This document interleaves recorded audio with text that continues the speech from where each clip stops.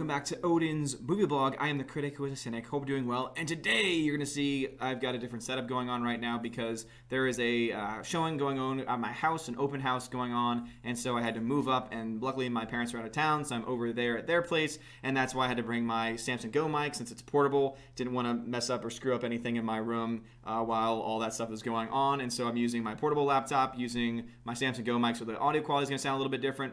I'm going to look a little bit different because I'm also using the internal microphone, or rather the internal webcam, which actually, in all honesty, doesn't seem to be that bad. But I did want to talk about this story because it is something that is very, near and dear to my heart as a huge Star Wars fan. Mark Hamill says that Luke has a curtain call role as a Force Ghost. So it has been confirmed that his role is indeed a Force Ghost. It does indeed confirm that Ryan Roundhead Johnson has indeed killed off Luke Skywalker, has indeed killed off one of the greatest Star Wars characters on the big screen that we've ever had, and that in the end of the day, we're going to get a Force Ghost, and this is going to be a curtain call role, meaning that he is done with Star Wars. And it's really sad to see this. It's really sad to hear that he is just kind of writing it off and riding off into the sunset, and that this is the trilogy that we ended up getting. Instead of getting a trilogy where the big three are put back on the screen for just one last time to put them back on the big screen together, instead of giving them some really great story arcs, instead of letting them have the final story arcs while also at the same time on the lower end introducing new characters, which is what a good story would have done in the first place. Instead, we got what we did, and obviously Mark Hamill showed his frustration with that throughout filming, and I just want him to know from the bottom of our hearts as the fans that we're going to miss you, that we're going to miss your version, your adaptation of Luke Skywalker, that we really wanted to see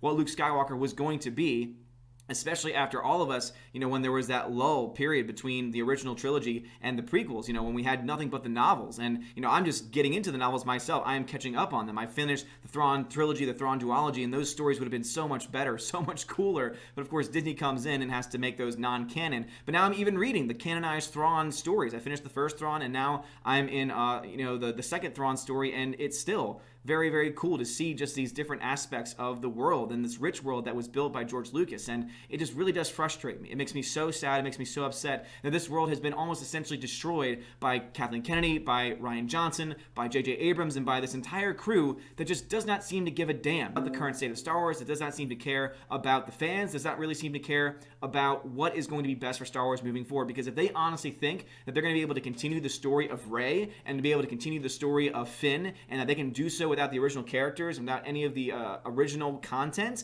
I'm sorry, but if you honestly think that you've done enough to establish those characters, and you can try and say, oh, you haven't seen the last film yet, so you don't know that, based on what we've seen so far, we can be pretty confident that you're not going to be able to pull it off. But at the end of the day, all I can really say is that I'm very upset. I'm very sad to hear that Mark Hamill not only is coming in as a Force Ghost here, when I really just wish he would have instead, have just honestly transported somewhere else. That would have been a much cooler use of the Force, instead of just the Mary Sue Rey, which is still going to be Mary Sue, though of course there is hinting that maybe her parentage is actually going to be a lot bigger, so retconning a little bit of what Rian Johnson did. And I think that, honestly, in all honesty, I think that what Lucasfilm's going to do is that they are going to pull out all the stops to try and bring in as many fans as possible, to try and bring in as much money as possible, but that in the end, just because you have J.J. Abrams coming back and he gets, I still, to this day, say The Force Awakens was not a terrible film. Yes, I was pissed off that we didn't get the original 3 on the big screen again, but that at least could have been forgiven had it led to some really cool moments, which just got totally destroyed and completely ignored by, Mr. Soy himself, Mr. Rian Johnson, who's still going after people on Twitter. Seriously, please officially cancel his trilogy, because that's one way that you can just get fans a little bit closer to coming back.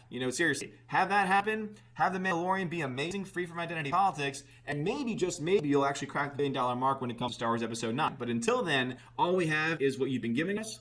All we have is what's been given to us by The Last Jedi, by the response from Lucasfilm, by the response of, obviously, we don't care about our fans, we don't care about what they want, we don't care about what they have to say, downplay, distort.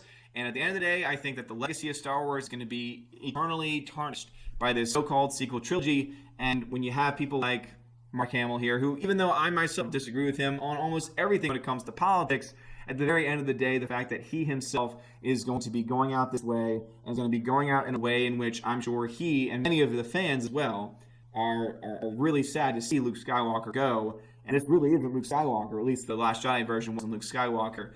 It's really sad. But guys, what are your thoughts about this? Do you think that him being Force Ghost is the best thing, as far as the story goes? I know that a lot of people in the comments are saying, I'm done. I'm just moving on from Star Wars. And hey, I don't blame you. I totally understand it. I will say this much, though. The novelizations out there, especially the audiobooks, are really good. Go back to the so-called non-canon books, the Thrawn trilogy, Thrawn duology, Outbound Flight. All those are excellent novels written by Timothy Zahn. But even his newer stuff, even the Disney canon stuff, is still well written because it's still designed. I highly recommend the newer Thrawn story to find out more about his background because it truly is brilliant. And if you get the audiobook version read by Mark Thompson, just to hear his voice of Thrawn and just to hear the dynamic of him and how he built himself up through the ranks, it's really cool. It's really cool to see. So it's sad that we're doing better stuff in the novels and they're taking more care in the novels and taking more care in the things outside of the film world. But when it comes to the films, they are just, crapping the bed. So, guys, love to hear about all of your stuff in the comments below. Also, please, if you like this video, smash the like button, give it a thumbs up, give me a subscribe. It's going to be a hard one today because obviously the audio quality and image quality is not going to be nearly as up to par as normally is. But anyway, guys, thank you so much for watching. Have a wonderful day, and as always, God bless.